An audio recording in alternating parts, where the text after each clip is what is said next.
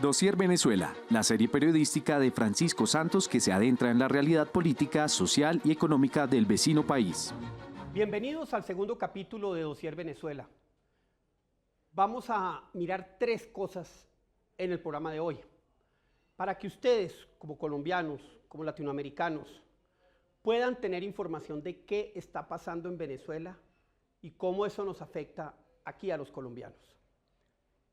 La primera parte tiene que ver con Alex Saab, un colombiano, por cierto, que se convirtió en el gran operador de lavado de dinero de negocios ilegales de Venezuela, de las familias más poderosas de Venezuela, el círculo cercano de Nicolás Maduro. Él está en estos momentos arrestado en Cabo Verde, pedido en extradición a Estados Unidos, y más de una persona debe estar temblando del susto porque este señor tiene muchos esqueletos guardados en el closet. De esos esqueletos hablaremos hoy con Antonio Delgado, periodista del Miami Herald, quien ha seguido este caso de manera muy detallada, y Roberto Denis, un periodista investigativo y quizás de los que más conoce el tema de Alex Saab. También vamos a hablar con Antonio de la Cruz, un experto en lo que pasa en Venezuela, sobre dos de las cosas que pasaron en esta última semana. Primero, la negociación. ¿Qué pasó ahí? ¿Por qué pidieron la cabeza de Vecchio? ¿Quién va a entrar a la mesa? ¿Qué dicen los amigos de Maduro? El grupo de amigos que no todos han contestado. ¿Por qué renuncia el embajador de Colombia de Venezuela o de Guaidó en Colombia? ¿Y qué va a hacer? ¿Qué pasó con la Cancillería venezolana en ese sentido? Y finalmente, los cambios del gabinete, donde el más importante es la salida de Arraza, quien llevaba más de 7 años manejando las relaciones políticas internacionales de Venezuela. Era una herencia de Chávez. Ahora entra alguien muy cercano a Rodríguez, al círculo interno de Rodríguez. ¿Y por qué? Pues en estos cambios lo que sucede es que yo te doy alguito, tú me das alguito, pero por la puerta de atrás es muy posible que una persona muy cercana a China entre a la mesa de negociación por parte del régimen de Maduro. Roberto Denis es quizás uno de los periodistas que con más profundidad ha investigado la corrupción en Venezuela. Él con un grupo de valientes reporteros crearon Armando Info. Ellos se han de verdad metido en todo el conglomerado de negocios ilegales que rodean al presidente o dictador Maduro, a su círculo más cercano. Y cualquier persona que quiera entender cómo es esa mafia que hoy hace negocios en Venezuela tiene que ver a Armando Info. Vamos a hablar con él sobre Alex Saab, que es uno de los, digamos, del epicentro de corrupción y de lavado de recursos ilegítimos en Venezuela, de Maduro, de su familia, y que ha seguido con muchísimo detalle el caso de la extradición de Alex Saab de Cabo Verde a Estados Unidos. Roberto, tú le has hecho muchos seguimientos, más hace poco estuviste hablando con la gente en Cabo Verde. ¿En qué está la extradición de Alex Saab y qué puede pasar con esa extradición? ¿Cuándo se decide, etcétera? El proceso legal que se le sigue a Alex Saab en Cabo Verde está, digamos, en su tramo final. Hace una semana aproximadamente, el 13 de agosto, ocurrió la audiencia en el Tribunal Constitucional de Cabo Verde, que es la instancia jurídica más alta de ese país y es la última que tiene que evaluar el caso para ver si se han cumplido todos los procedimientos legales de ese país. Y de ratificar que ha sido legal y que no ha habido ninguna irregularidad, eso significaría que Alex Saab va a ser extraditado a los Estados Unidos. De acuerdo a la información que yo tengo, ese proceso, como digo, ocurrió la audiencia. A partir de ahí, los jueces del Tribunal Constitucional, 3 jueces, empiezan el proceso de deliberación sobre el caso para justificar, digamos, con argumentos legales sus posiciones. Y una vez finalizada ese proceso, digamos, de deliberación, es que tienen que emitir la decisión. Yo pensaría que es cuestión de días que conozcamos la decisión del Tribunal Constitucional de Cabo Verde. Si no lo extraditan, si toman la decisión de no extraditarlo, ¿Qué puede pasar con Alex Saab?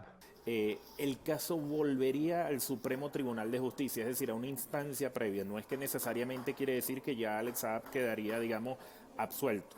Hay que recordar que en Cabo Verde, digamos, no se está evaluando el fondo de los negocios del señor Alex Saab. Se está evaluando solo si rige o no la condición de extradición para los Estados Unidos, que es donde Alex Saab tiene una acusación formal por lavado de dinero desde mediados de 2019 en un tribunal del sur de la Florida.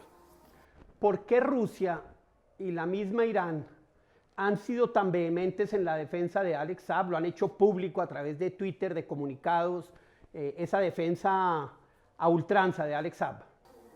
Aquí hay toda una estrategia para presionar aún más al Estado de Cabo Verde.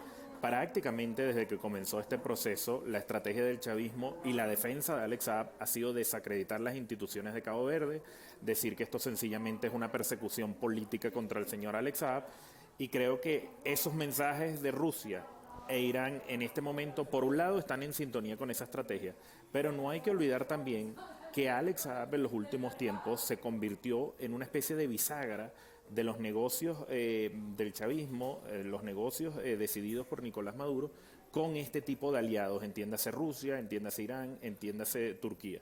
Así que de manera pues que yo creo que hay, digamos, una doble justificación, por un lado la presión, pero por otro lado también quizás el temor de que una eventual extradición de Alex Saab a los Estados Unidos termine revelando cosas que estos gobiernos tampoco quieren que se sepa. ¿Qué tipo de cosas no quisieran estos gobiernos que se revele en una negociación de la Fiscalía de Estados Unidos con Alex Saab? ¿Y qué sectores de la economía de Rusia o de Irán podrían estar implicados en este tipo de violaciones a las sanciones por un lado y de actos ilegales por otro? Pasó a ser del gran contratista, el contratista consentido de Nicolás Maduro de 2013 en adelante, pasó a ser una especie de ministro plenipotenciario en la sombra. Entonces es mucha la información que este señor maneja. Por ejemplo, por mencionar algo concreto, en 2019 Alex Saab y un conjunto de socios o de aliados estaban manejando, imagínate tú, las exportaciones del petróleo venezolano que deberían estar en manos de PDVSA, las estaba manejando el propio Alex Saab a través de empresas fantasmas, y muchas de esas transacciones financieras se estaban efectuando en bancos rusos, entre una de las cosas que, digamos, hemos documentado en nuestros reportajes. En el caso de Turquía, mucho del oro venezolano que Nicolás Maduro le ha entregado al señor Alex Saab y sus socios para que supuestamente lo transforme en dinero en efectivo o en bienes a la República, ese oro ha pasado por Turquía. Con Irán recientemente se estaban haciendo operaciones de combustible, de importar combustible. Imagínense ustedes un país petrolero como Venezuela importando combustible desde Irán. Entonces, creo que por un lado está lo que tú mencionas de, digamos, los posibles actores involucrados en la evasión de sanciones, pero también debe haber mucho temor porque los negocios de Alex Saab, prácticamente desde su primer negocio en Venezuela en el año 2011, son unos negocios opacos, unos negocios bajo sospecha que han tenido investigaciones judiciales en varios países, y probablemente en el camino, si hay la posibilidad de que este señor se enfrente a un sistema judicial independiente, nos enteremos de posibles pagos de coimas, posibles pagos de soborno y dinero de cientos de millones de dólares de fondos públicos venezolanos que han terminado en cuentas bancarias de paraísos fiscales. Usted habla del 2011 y ¿qué pecado puede tener el gobierno del presidente Santos frente a Alex Saab? La percepción que yo tengo es que sobre la figura de Alex Saab mucha gente llegó tarde, y creo que ese es el caso también de Colombia. Ese video al que hace referencia en efecto ocurre a finales de 2011, era la firma del primer gran contrato de Alex Saab en Venezuela, en ese entonces para la construcción de casas prefabricadas. Como bien señalas, allí estaba el presidente Santos, estaba el presidente Chávez, estaba la canciller María Ángela Holguín, y Nicolás Maduro, entonces canciller de Venezuela. Tanto el señor Juan Manuel Santos, el expresidente Juan Manuel Santos, como la ex canciller María Ángela Holguín han dicho que ese señor, es decir, Alex Saab, estaba en ese evento en el Palacio de Miraflores a pedido de los venezolanos, que ese señor no formó parte de la delegación del gobierno colombiano ni de los empresarios que estaba, digamos, avalando el gobierno colombiano para la firma de aquellos acuerdos en ese momento. Yo pensaría que inicialmente eso es cierto. Ahora, lo que yo siento es que en el camino hubo omisiones importantes en Colombia y en otros países sobre los negocios de este señor, hasta que realmente entendieron la dimensión que tenía, no solo como sostén financiero de Nicolás Maduro, sino de unas operaciones, como digo, de cientos de millones de dólares, sospechosas de lavado de dinero, que pasaron por bancos de Panamá, por bancos de Antigua y Barbuda, que a lo mejor fue dinero que salió de Venezuela de esos negocios para terminar siendo invertido en Colombia, y finalmente se le llega a investigar tarde. Alex Saab en estos momentos, pues su suerte aún está sin decidirse, pero él, que es colombiano entre otras, y por eso Piedad Córdoba es quien le abre las puertas a Chávez y a Maduro, logró crecer rápidamente y convertirse en ese gran articulador de lavado de recursos ilícitos. En ese momento, en ese 2011, digamos, la figura clave de la política colombiana para que Alex Saab llegara allí al Palacio de Miraflores y a partir de ahí comenzara esta carrera de gran contratista a ministro en la sombra, es la ex senadora Piedad Córdoba. Piedad Córdoba y el señor Alex Saab son amigos personales, ambos lo han reconocido públicamente. Y en 2018, la ex senadora Piedad Córdoba, ya cuando el caso de Alex Saab era inocultable, dio una declaración muy reveladora al diario El Tiempo. Ella decía que Alex Saab ya no lo necesitaba a ella para llegarle al presidente Maduro. Es decir, que probablemente en algún momento sí se necesitaba de Piedad Córdoba para llegarle a Maduro. Y como bien recordará, la ex senadora Piedad Córdoba ha sido una aliada incondicional de la Revolución Bolivariana. En los tiempos en que Maduro era canciller, realizaron viajes juntos, estuvieron en distintos eventos y en distintos acuerdos, y como digo, ha sido una aliada incondicional de la Revolución Bolivariana, y es ella quien es la llave que abre la puerta de los negocios para Alex Saab y Álvaro Pulido Vargas, el socio, en Venezuela. ¿A quién le lava plata o le lavaba plata Alex Saab en Venezuela? ¿Y qué tan importante es la extradición de Alex Saab a Estados Unidos para poder destapar, digamos, muchas cosas que aún no sabemos? Si uno ve los primeros negocios, por ejemplo, este negocio de las casas prefabricadas que fue por allá en el año 2011, en esa firma en el Palacio de Miraflores, ese al final fue un negocio que fundamentalmente lo que buscaba era quedarse con divisas de Venezuela, del Estado venezolano. ¿Y por qué digo esto? Porque ellos incluyen a Ecuador como país proveedor supuestamente de los insumos para la construcción, porque así se iba a pagar a través de aquella moneda, aquella especie de moneda virtual o de compensación de pagos que crearon Chávez y Correa del Sucre, y eso era lo que les iba a garantizar a ellos que una vez salía los pagos desde Venezuela terminaban en los bancos de Ecuador y terminaban convertidos en dólares. Así comenzaron ellos, muy interesados en captar las divisas preferenciales de Venezuela. Como recordarás, hubo durante años un control de cambio y ellos se beneficiaban de esto. Pasó también en unas denominadas subastas del SICAD, que era otro esquema que creó Maduro nada más llegar a la presidencia para asignar divisas preferenciales. Alex Saab y Álvaro Pulido Vargas se beneficiaron de este esquema. Y más adelante, sobre todo yo diría a partir de 2016, es donde empieza esta asignación más discrecional, más voluminosa si se quiere, de contratos para los CLAP, de contratos para el oro. Y ahí, yendo al centro de tu pregunta, si uno lee el argumento del Departamento del Tesoro, de la oficina de la OFAC, cuando los incluyó en 2019 en esa lista, uno se da cuenta que allí se menciona una estrecha relación de Alex Saab con el entorno familiar de Nicolás Maduro, es decir, Cilia Flores, sus hijos, sus sobrinos, y se habla de pagos de coimas, se habla de sobreprecios en contratos justamente para que después ese diferencial quedara en cuentas bancarias de posibles funcionarios venezolanos que terminaban siendo los beneficiarios. De manera pues que yo creo que si finalmente él es extraditado, accede a cooperar y a entregar esta información, yo creo que es mucha la gente que debe estar temblando y debe estar preocupada, tanto en Venezuela, en Colombia, en Antigua y Barbuda. Recordemos que Alex Saab desde el año 2014 tiene una suerte de pasaporte diplomático de la isla sencillamente por sus inversiones allá, y sus inversiones eran que básicamente estaba moviendo muchísimo dinero desde Venezuela a bancos de Antigua y Barbuda. Y Gaston Brown, que es el primer ministro de Antigua y Barbuda, nada más llegar al poder en 2014 le da un pasaporte diplomático a este señor, y Gaston Brown después se convierte en un aliado de la revolución bolivariana en todos estos foros, entiéndase la OEA, en estos foros internacionales. De manera pues que, como digo, añadiendo a lo que mencionabas al comienzo de Rusia, Irán, Turquía, también creo que es mucha la gente que debe estar preocupada en Venezuela y en Colombia sobre el rol y los movimientos financieros de Alex Saab.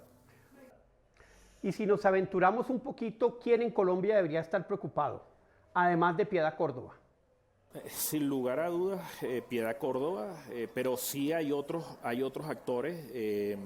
Durante muchos años, el abogado principal de Alex Saab en Colombia fue el señor Abelardo de la Espriella. Abelardo de la Espriella declaró en algún momento en 2017 que tiene una posición muy crítica en sus columnas, en sus entrevistas contra el régimen de Maduro. Mientras él declaraba eso, bueno, era al mismo tiempo abogado de Alex Saab. En algún momento dijo, en 2017, que si él supiera que su cliente fuera, digamos, cercano a Nicolás Maduro, él jamás lo defendería. Bueno, resulta que ahora el argumento del chavismo es que desde abril de 2018 Alex Saab es enviado especial del régimen de Venezuela. Eso yo creo que no ocurre de la noche a la mañana. Pero también hay otra figura que no se menciona tanto, pero que en algún momento fue la cara visible de un negocio de Alex Saab, que es el señor Carlos Gutiérrez Roballo, Carlos Gutiérrez Roballo. Él es concuñado de Gustavo Petro. Carlos Gutiérrez Roballo fue la cara visible de una empresa llamada Trenaco. Era una empresa registrada en Colombia, dedicada al tema del combustible, al tema energético, sin mucha tradición, como son las empresas de estos señores, que de la noche a la mañana en 2015 obtuvo un contrato por $4.500 millones. Óigase bien la cantidad, $4.500 millones para la explotación de pozos petroleros en la faja petrolífera del Orinoco. Fue tan escandalosa la asignación de ese contrato que al final, aún cuando PDVSA lo dio, ese contrato se terminó cayendo porque hubo quejas de los grandes prestadores de servicios petroleros que todavía estaban en Venezuela diciendo, mira, con esta empresa no se puede trabajar porque no tiene antecedentes, no sabemos cómo trabajan ni cuáles son, digamos, su experticia en el tema. Ese contrato se cayó, pero lo relevante aquí es que Carlos Gutiérrez Roballo, como digo, era la cara visible de ese negocio de Trenaco. Como siempre, en los negocios de Saab y Pulido, mucha gente es la que da la cara y ellos están en la sombra. En el caso concreto de Trenaco era Carlos Gutiérrez Roballo. Hoy el círculo cercano de Maduro y el presidente Maduro son millonarios en cientos de millones de dólares o billonarios, incluyendo Diosdado Cabello, Padrino. Si uno ve los casos de corrupción en Venezuela, otros casos de corrupción de otros países palidecen ante esos números. Para que tengan una idea, por ejemplo, el caso Alex Saab, solo en el negocio de los CLAP, las cajas de alimentos estas que el régimen de Nicolás Maduro distribuye, además con todo lo que eso significa a nivel de control social a la población. Entre 2016 y 2018, con dos sociedades, una registrada en Hong Kong y otra en los Emiratos Árabes Unidos, Alex Saab tuvo contratos por $1.500 millones. Óigase bien la cifra, $1.500 millones. Si uno ve casos que se han ventilado en tribunales de otros países, ocurrió lo del Banco de Andorra en su momento, el Banco Espíritu Santo, donde PDVSA tenía cientos de recursos financieros, tenía muchos recursos financieros allí. Si ves los casos que se han ventilado en las Cortes de los Estados Unidos, por ejemplo, como el del exteniente Andrade, que llegó a ser tesorero de la nación, y era un caso por alrededor de $1.000 millones. La corrupción en Venezuela es un asunto macroeconómico sin lugar a dudas y las cifras son billonarias. Alex Saab en Cabo Verde espera la extradición a Estados Unidos. Él es una de las fichas, quizás la más importante en todo el entramado de lavado de activos que ha hecho billonarios a Maduro, a su mujer, a sus hijos, a sus nietos, a todo el entorno, los Rodríguez, a Diosdado, en fin. Él, esperando la extradición, pues tiene muchos secretos que contar. ¿Qué hay detrás de ello? Para eso tenemos un invitado muy especial. Él se llama Antonio Delgado, él es periodista del Miami Herald. Él ha seguido el caso que tiene Alex Saab en el sur de la Florida, en las cortes del sur de la Florida. Por ahí entraría la extradición y con él vamos a discutir este caso. ¿Qué tan importante es Alex Saab en el entramado mafioso de lavados de Maduro y de su régimen? Sí, es un hombre sumamente importante, no solamente porque es socio de la familia de Maduro, asociado con los hijastros de él, los hijos de Cilia Flores, sino que también es el arquitecto de lo que ha sido todo un esquema, toda una red internacional de lavado de dinero que le ha permitido a Maduro sobrevivir las sanciones económicas impuestas por Estados Unidos, canalizar los fondos obtenidos ilícitamente, no solamente la renta petrolera que maneja Venezuela, sino aparte de eso los fondos obtenidos a través de otras operaciones como el narcotráfico y el contrabando ilegal de oro.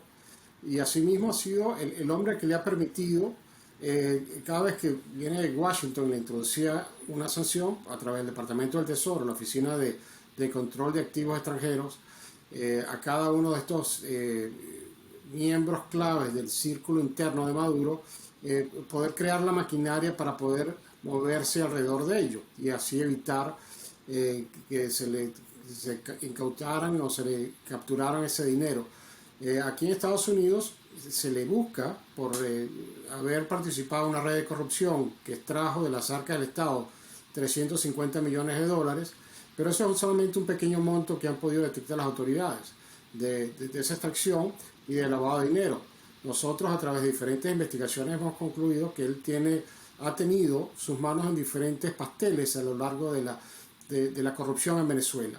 Y no solamente estuvo obteniendo dinero a través de este programa de alimentos que se le llama programa CLAP en Venezuela, que es por el cual fue sancionado, sino que también ha estado operando en diferentes negocios que tienen con figuras del régimen, incluyendo en las minas ilegales que se encuentran exportando oro sucio desde Venezuela.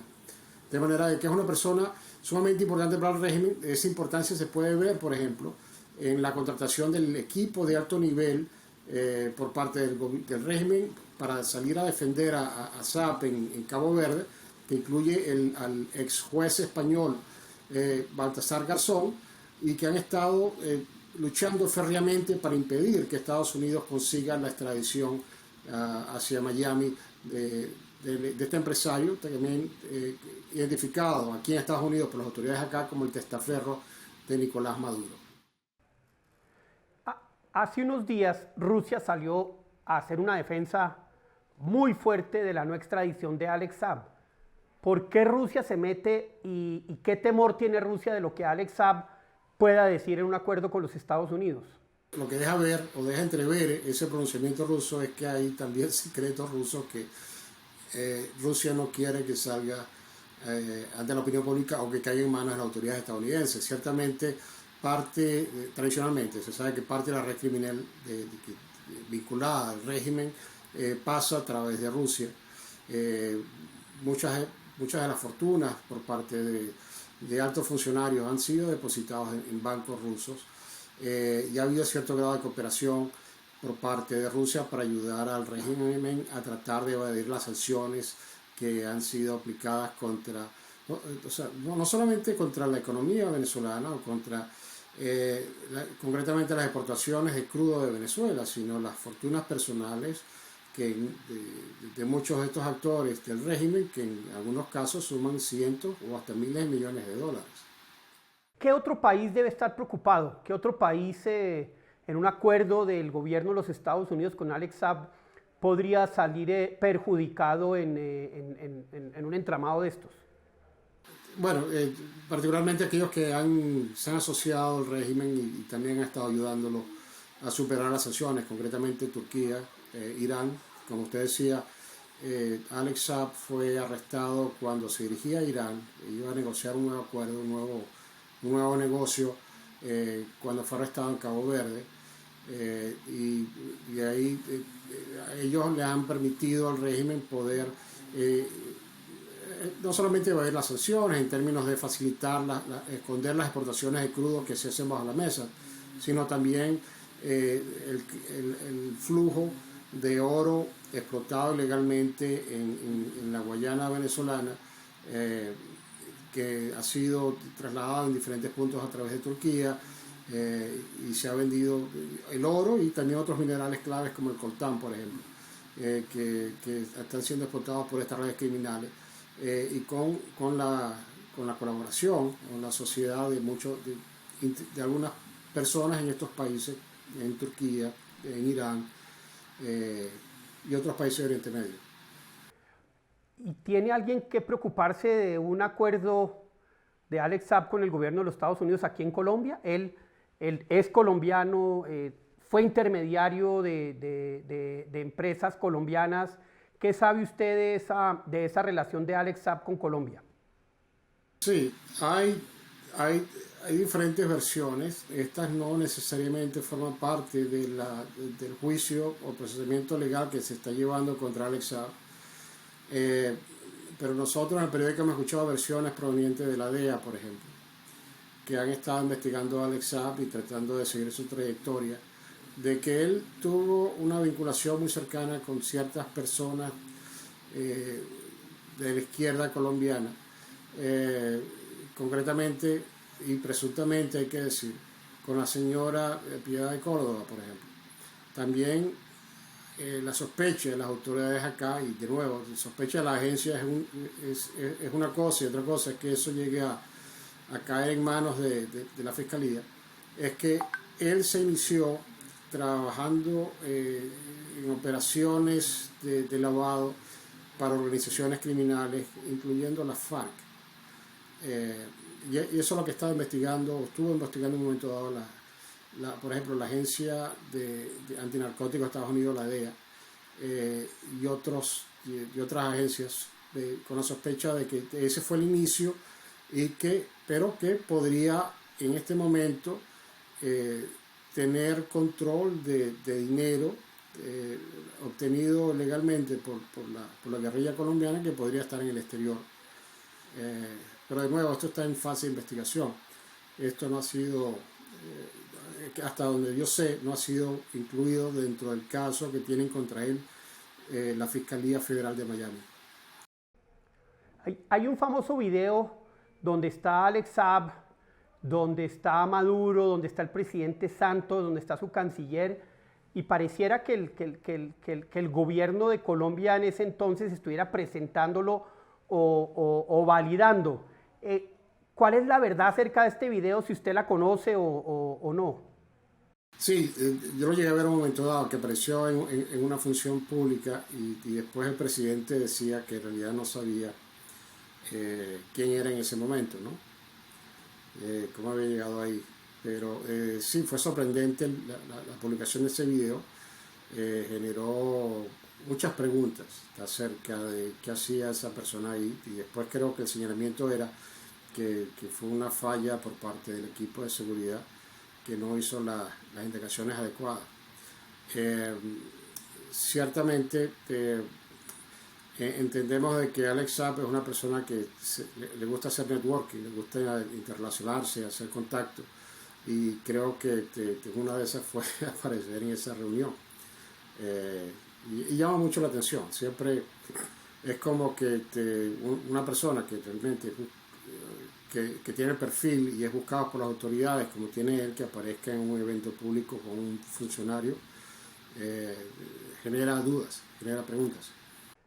Antonio de la Cruz es uno de los analistas políticos de lo que sucede en Venezuela, que tiene quizás más información, más profundidad. Él tiene un think tank en Estados Unidos que mira todos los temas del continente y especialmente de las amenazas transnacionales. Antonio, pasó el primer momento de la negociación, los primeros 2 días. Empecemos por cuál es tu impresión de lo que pasó en esos 2 días y qué nos deja ver de aquí en adelante. Son 2 días en los que hubo mucha expectativa. En cierto modo, el régimen de Maduro llegó a una actitud arrogante, llegó a una actitud, si estuviéramos jugando póker, blufeando, haciendo bluff. Dijeron que no iban a firmar el memorando de entendimiento porque de acuerdo al periodista Alex Vázquez, dijo que no firmarían por la presencia de Carlos Vecchio, pero a la final firmaron. ¿Okay? Jorge Rodríguez no llegó con la comisión anunciada, no llegó con Héctor Rodríguez, no llegó con Nicolásito. Llegó con gente que sí va a formar parte de la comisión, que forma parte de la comisión, un Larry Laboe, que es del Consejo Nacional de Derechos Humanos, llegó con William Castillo y Gabriela Jiménez, que es la ministra de Ciencia y Tecnología. Entonces vemos cómo tampoco se mueve porque Héctor Rodríguez se queda en Caracas por los candidatos que iban a ser nombrados para las gobernaciones en las elecciones primarias del PSV. Y Nicolásito no se vio en ninguno de los actos públicos que se hizo en México. Vemos entonces que al final firman y acuerdan un memorando de entendimiento que hace 2 días lo pasaron como ley. Y es un memorando de entendimiento donde ambas partes se reconocen como iguales. ¿Okay? Porque al firmar en el mismo texto son partes iguales. Y vemos que tocan 7 temas que son importantísimos, que son los derechos políticos, las garantías electorales, el levantamiento de las sanciones, la restauración del derecho de los activos, el respeto al Estado de Derecho. En cierta manera, Maduro mismo se mete un autogol, porque reconoce que es un poder que tiene que revisar toda la gobernabilidad del país. En ese sentido, de alguna manera, hay un autogol para el régimen de Maduro. ¿Okay? Lo otro es que hay un chantaje al plantear que se incorpore a la delegación Freddy Guevara por Carlos Vecchio. Eso está planteado desde el inicio y dicen que es una solicitud de Maduro, ¿verdad? ¿Por qué? Porque Carlos Vecchio representa el interinato de alguna manera al ser el embajador ante Estados Unidos y a tener comunicaciones muy fluidas tanto con la administración Biden y con el Congreso y el Senado de los Estados Unidos. En ese sentido, Carlos Vecchio es un factor que perturba en la negociación y proponen a Freddy Guevara, quien lo sacan de la cárcel, pero asimismo le hacen saber de que si Carlos Vecchio no renuncia a la delegación, va a regresar a donde estuvo recluido. También vemos cómo Capriles logra incorporar al final a Stalin González como un miembro de la delegación, ¿verdad? Y además, un dato interesante, aquí que Guevara es liberado de manera condicional porque tiene una arritmia, tiene un problema cardíaco y va a estar metido en una negociación donde el estrés es realmente alto. Esto es contradictorio. Hay otra cosa, los países amigos del régimen, ¿verdad? Que son Turquía, Irán, Bolivia, China y Nicaragua, todavía no han sido confirmados por cada uno de esos países para asistir. Eso también se supo en esos días. Y un dato interesante, tanto López Obrador como Maduro no intercambiaron llamadas, ¿okay? Entre ellos. Si bien es cierto, México le ha dado la sede a estas conversaciones, a nivel de presidente no han tenido. Y a nivel de representación de gobierno, solamente hay encargados de negocios, tanto en México como en Caracas. Y otro elemento interesante de estas conversaciones es que Tomás Guanipa está ya, según Alberto Federico Rabel, en un tuit que puso, en Caracas para participar en las elecciones regionales, que es miembro de la delegación de las Fuerzas Democráticas o de la Plataforma Unitaria, como lo han denominado. Usted toca varios temas muy importantes frente a esa negociación. El primero, Capriles. Y Capriles logra meter una ficha suya en la negociación, pero Capriles siempre se ha visto y ha sido visto como un obstáculo que divide a la oposición, que divide a la plataforma unitaria. He escuchado en innumerables veces que Capriles es un caballo de Troya de Maduro en la oposición, que Capriles está jugando a lo suyo por encima de lo que la plataforma de los 4 partidos han planteado. Al meter esta persona en la negociación, ¿es meter el caballo de Troya en la negociación o es meter a Capriles en la negociación para que se comporte como el resto de miembros o el resto de partidos que creen que una elección regional sin una elección nacional no se debe hacer? Capriles mete un caballo de Troya y necesita para poder asegurar de que no es solamente la plataforma unitaria del gobierno interino, porque si nosotros sacamos a Stalin González de esa delegación, aunque al final también Guanipa dice que es nombrado por Capriles, vemos que los representantes hasta ese momento eran de partidos políticos, pero que eran también del interinato. Al meter, y eso lo hace Maduro con mucha habilidad el domingo, o cuando los presenta, el domingo después del encuentro en México, donde dice, estos son los delegados de Capriles y de Guaidó, porque Maduro lo que busca es romper, que está negociando de tú a tú con un gobierno interino, básicamente en su narrativa, y hacerle sentir a los factores o a la plataforma unitaria que ellos están negociando en desventaja. Entonces Capriles realmente es más que participar en un proyecto común, el bien común para los venezolanos, es un caballo de Troya en buscando su posicionamiento para el 2024 como un candidato presidencial. O sea, a Capriles no le interesa un adelantamiento de elecciones presidenciales y juega eso. En este momento no le conviene un adelantamiento porque no sería un posible candidato a la presidencia. Hablemos del otro tema que usted toca y es el ex embajador de Guaidó en Bogotá, Tomás Guanipa. Igualmente, él sí renuncia, él sí acepta la condición de tener que salir de la embajada para ser parte de la negociación, es decir, él sí acepta la condición de Maduro, cosa que el embajador de Guaidó en Estados Unidos no hace correctamente, a mi parecer. ¿Por qué renuncia Guanipa y por qué le da ese triunfo o ese pequeño triunfo a Maduro? ¿Qué se está jugando ahí y qué se jugó ahí? Guanipa básicamente renuncia, Tomás Guanipa, a la embajada en Bogotá por parte del gobierno interino porque aspira a regresar a Venezuela a ser candidato por la alcaldía Libertador. Y en ese sentido, él apuesta más por una solución individual personal que por un bien común de Venezuela, que es resolver la crisis política que atraviesa el país. Y asimismo se convierte en miembro de la mesa porque eso le da beneficios para poder negociar posiciones internas dentro de esta negociación que viene para las posiciones en cada uno de los puestos que van a ocupar en las elecciones regionales y municipales en el 21 de noviembre por parte de los factores democráticos de Venezuela. Una última pregunta sobre este tema, para pasar después al cambio de gabinete muy rápidamente. Esta elección, y esto sucede en medio de la salida de Estados Unidos de Afganistán, y los países que dejan su embajada en Afganistán son Irán, Rusia, Turquía y China.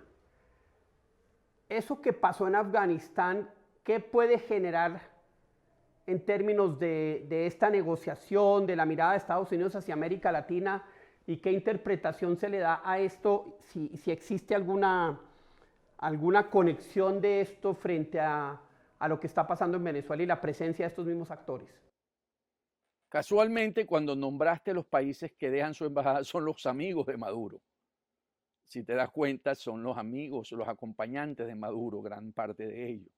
Entonces podríamos entender que ante la derrota moral de Estados Unidos ante la caída de Afganistán, ¿verdad? Porque realmente la extracción de la gente ha sido muy mal manejada, aunque podríamos decir que la negociación también pudo haber sido, pero la extracción, que es el punto final, dejó muy mal la parte de la logística, cómo manejarlo por parte del presidente Biden. Podríamos ver que la administración, si lo queremos ver macro, de actual, no está hilando todos los elementos necesarios para tener una política de defensa a los valores occidentales, a los valores de la democracia y la libertad. El distingo que podemos observar aquí es que ante ese fracaso, fracasar en América Latina, en Venezuela, por parte de esta administración, el costo sería muy alto, porque sería doble, porque podríamos decir que Afganistán no está en el patio trasero y está distante y hay corrupción, lo que han venido argumentando.